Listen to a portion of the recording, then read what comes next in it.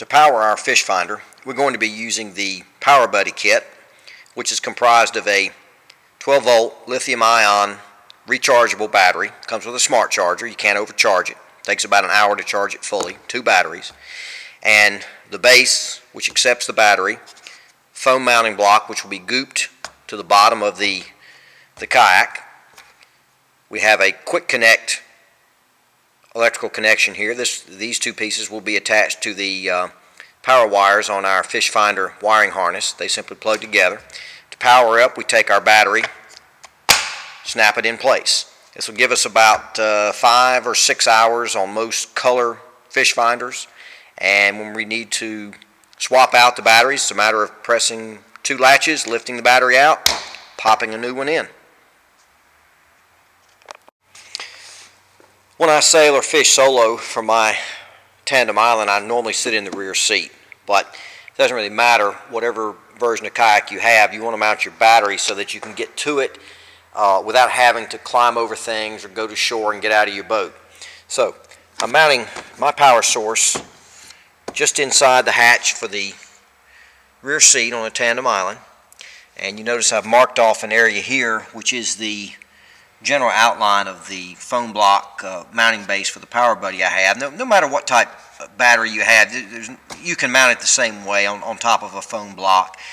Now remember that to get something to adhere to these plastics, sometimes it's very difficult. You've got to prepare the surface, and the proper method for surface preparation is always clean first and then scour. Clean with alcohol, denatured alcohol or isopropyl, either one. Acetone, if you have it, it's probably not going to hurt you, but it is a more volatile solvent, so be careful. Once you've cleaned the surface of the plastic well, take nothing coarser than 400 grit sandpaper. You do not want it. Cutting scratches and grooves into the surface does not improve the bond. It weakens it. What you simply want to do is degloss the surface. 400 grit to 600 grit wet dry paper, or even better, a piece of Scotch-Brite scouring pad, and just work this area over very good. Do not wash it again. Do not wipe it with a solvent. It's okay to brush it off. It's okay to wipe over it with a dry paper towel, but do not wash it again. Okay, I've now mounted my power source to the bottom inside hull of the boat. These roto-molded plastic boats, the material is very hard to get many things to stick to, but the best thing I've found, it's very inexpensive and yet it's very effective, is plain old-fashioned goop. It doesn't matter whether we're talking about arts and craft goop or plumber's goop or marine goop or shoe goop. It's all the same product in different tubes and under different names, but it's made by the same company. It's the same product. It's a great product on these boats for our purposes, because if you wanted to take something out, you can tear it out. You can get it out. It'll take some work, but it's not coming out on its own. So goop is my adhesive of choice for mounting anything directly against the hull of a kayak. I'm going to mount the transducer inside the hull of the kayak with a foam mounting block. You can buy these, or you can make them. I always make my own because I do something a little bit differently than everybody else, which I'll explain in a moment.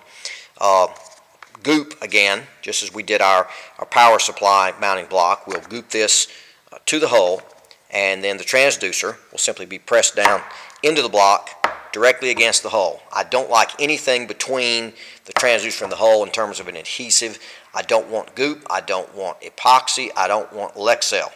The densities of those materials are such that you're not going to get your 100% signal strength. And if you get any air bubbles in those materials, which is very possible, you're also going to lose some signal strength. This is where this hose comes in.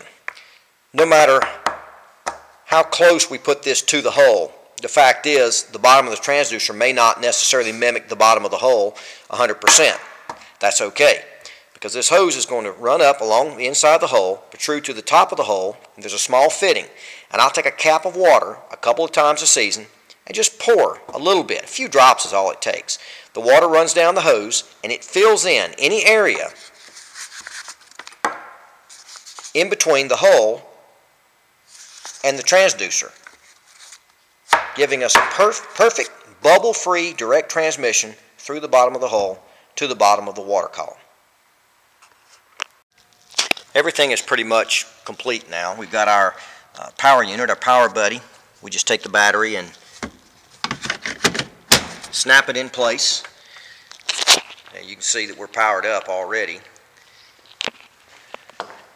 Used a ram mount on the crossbar to mount the depth finder. Down inside the hull, forward hull, we have our transducer mounting block. The hose you see there channels water from this fitting, just a few drops all it takes, down to the transducer mounting block to ensure that we have a 100% perfect no air connection between the transducer and the hull.